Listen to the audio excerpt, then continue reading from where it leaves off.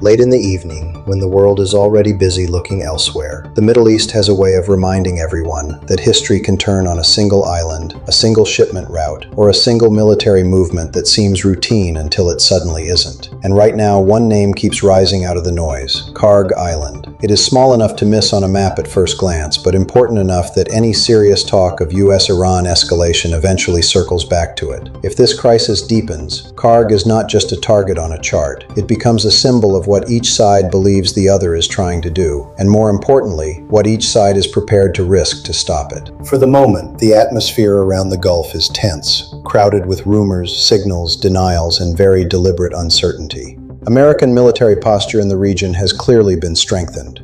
Iranian officials are speaking as though they expect pressure, perhaps even a trap. Regional capitals are watching closely because they know that when Washington and Tehran move closer to confrontation, the shock rarely stays between them. It spreads across shipping lanes, air defense networks, oil markets, diplomatic channels, and the fragile calculations of every state that sits within reach of the Strait of Hormuz. And that is why the idea of a possible U.S. landing on Kharg Island has captured so much attention. It is not just a battlefield concept, it is a strategic earthquake. But before we go any further, we have to slow this down and ask the most important question. Why Kharg? Why has this island become such a central point in the conversation at exactly this moment? The answer lies in geography, infrastructure, and vulnerability. Kharg Island is the backbone of Iran's oil export system. For decades, it has functioned as one of the main channels through which Iranian crude reaches the outside world. That means any threat to Kharg is not merely a threat to a military asset. It is a threat to the economic logic of the Islamic Republic itself. In a country already shaped by sanctions, pressure, and strategic adaptation, the island sits at the intersection of power and survival. Whoever can pressure Kharg can pressure Iran's state revenue, its energy exports, and its regional leverage. That is precisely why outside observers are paying so much attention to U.S. deployments in the Gulf. The reports are not just about aircraft, ships, or airborne units moving into theater. They are about what those movements imply. In geopolitics, deployments are rarely innocent. They are messages, and the message can be read in different ways depending on who is listening. To Washington, increased military readiness may be a show of force meant to create leverage, deter Iranian retaliation, or support negotiations from a position of strength. To Tehran, the same movements may look like a rehearsal for coercion, a prelude to an attack, or an attempt to force concessions under the shadow of invasion. That difference in interpretation is where crises become dangerous. Because once both sides believe they are being pressured, both sides start preparing for the worst. And that worst-case thinking is now shaping the public debate.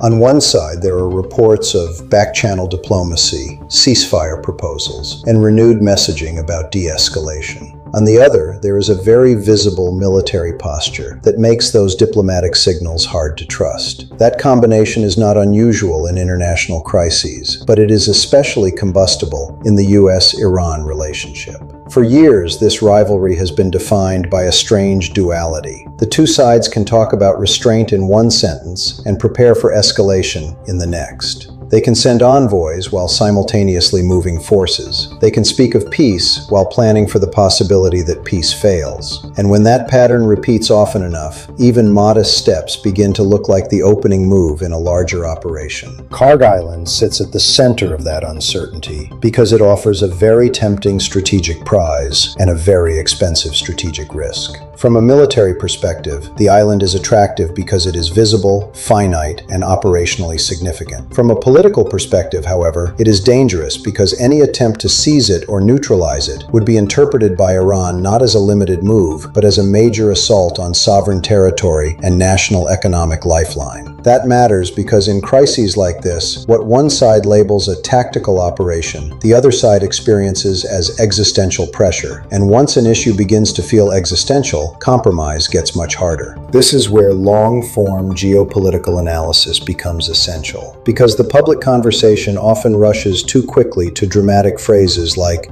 landing, invasion, or takeover, without stopping to explain how complex such an operation would actually be. A possible U.S. landing on Kharg Island would not be a simple act of seizing ground.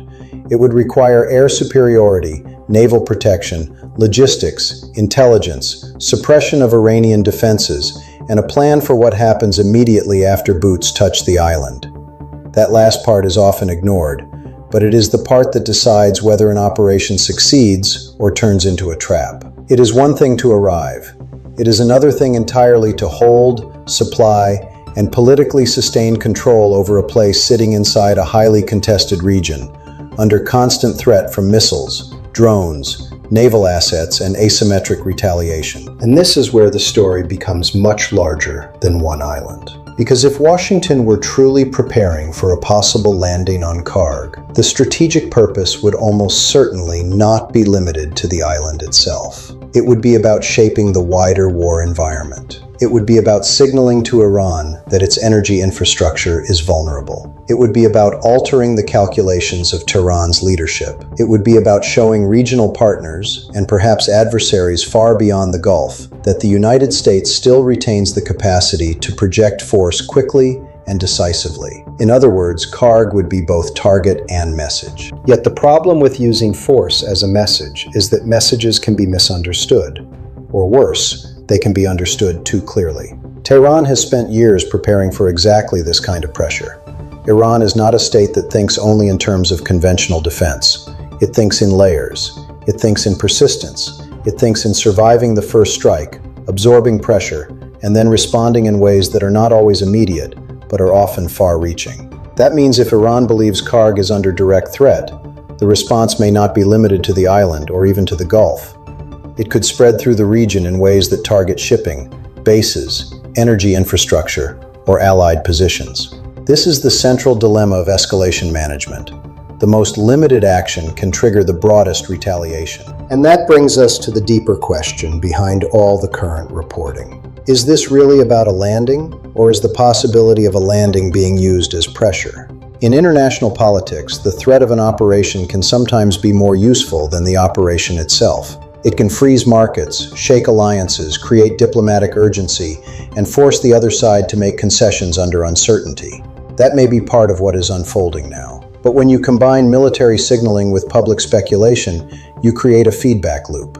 Commentators talk about invasion, media outlets amplify the tension, markets react, commanders prepare, and leaders begin to assume the other side is already committed. That is how a crisis can drift toward the point where no one fully controls the tempo anymore. The energy dimension makes all of this more dangerous. Kharg is not just important to Iran. It matters to the global oil system. Any disruption there would be watched in trading rooms from London to Singapore to New York. Even the possibility of a strike or landing can push up risk premiums, trigger hedging, and unsettle shipping confidence. And in a world already nervous about inflation, supply chains, and regional instability, a disruption to Iranian exports would be felt far beyond the Gulf. This is why energy and geopolitics are inseparable in this story. The island is both a military objective and an economic choke point, which is precisely what makes it so explosive. At the same time, it would be a mistake to assume that military pressure automatically produces surrender. History suggests the opposite can happen.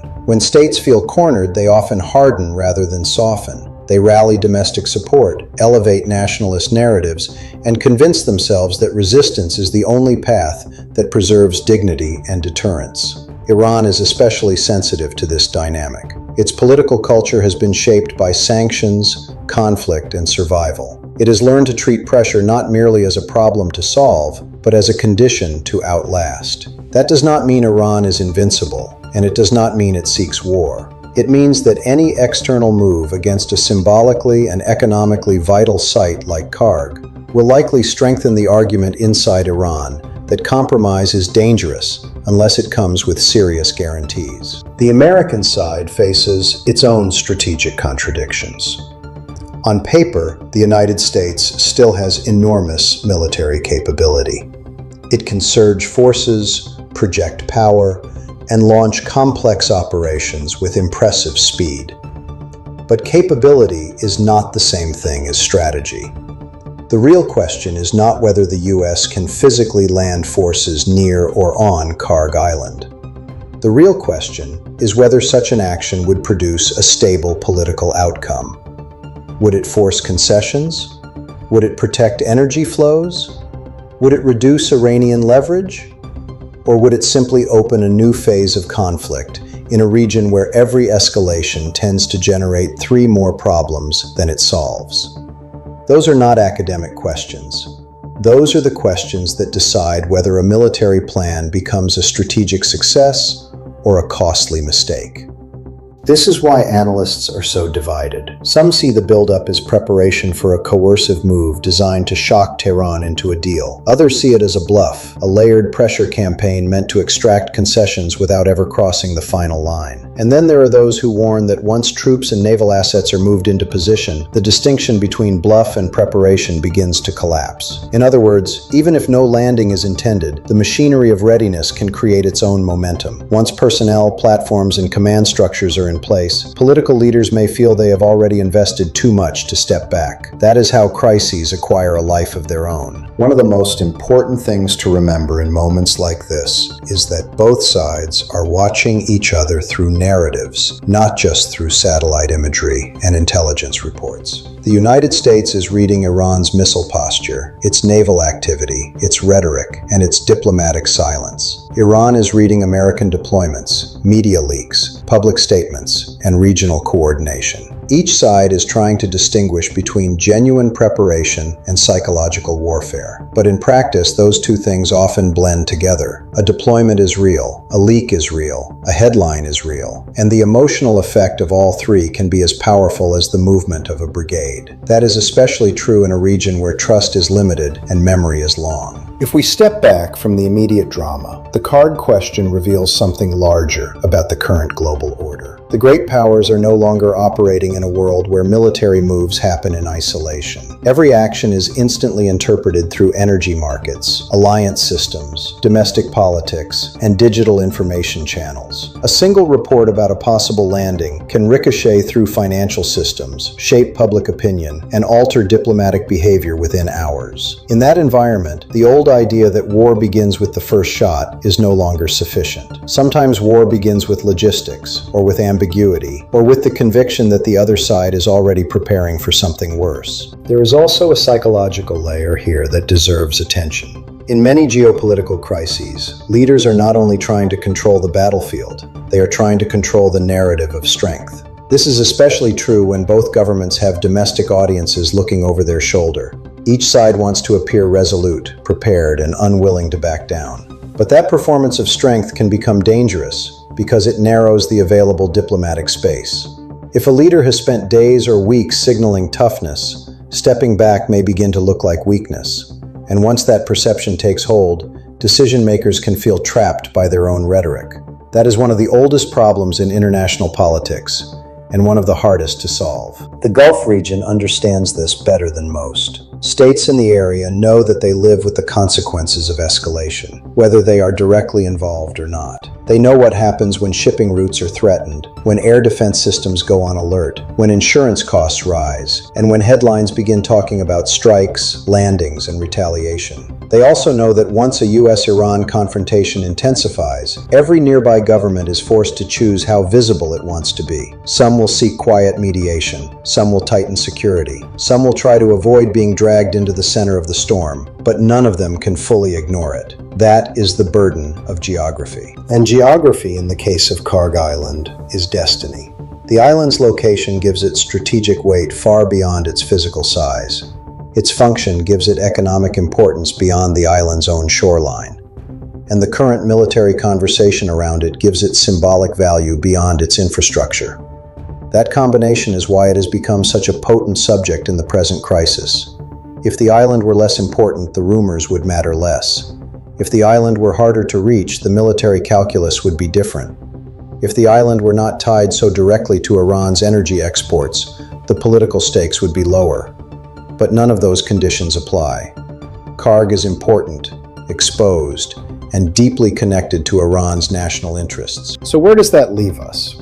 It leaves us with a situation that is both dangerous and fluid. Dangerous because the accumulation of military signals and diplomatic uncertainty always creates a risk of miscalculation. Fluid, because the same signals that look like preparation for attack may also be part of a broader bargaining strategy. That means the crisis is not settled, even if a landing never happens. In fact, some of the most consequential moments in geopolitics are the ones that never become full-scale events. They shape behavior precisely because the threat remains real enough to matter, but uncertain enough to keep everyone off balance. There is a final irony here. The more both sides talk about control, the more obvious it becomes how fragile that control really is. The United States may believe that force gives it leverage. Iran may believe that endurance gives it leverage. But leverage in a crisis is not measured only by the power to strike or withstand pressure. It is measured by the ability to stop the situation from becoming more dangerous than intended. That is the point at which strategy becomes discipline. And discipline, in international affairs, is often harder than power. For now, the world is watching a tense and unfinished story unfold around one small island with outsized importance. Kharg Island may never become the site of a landing.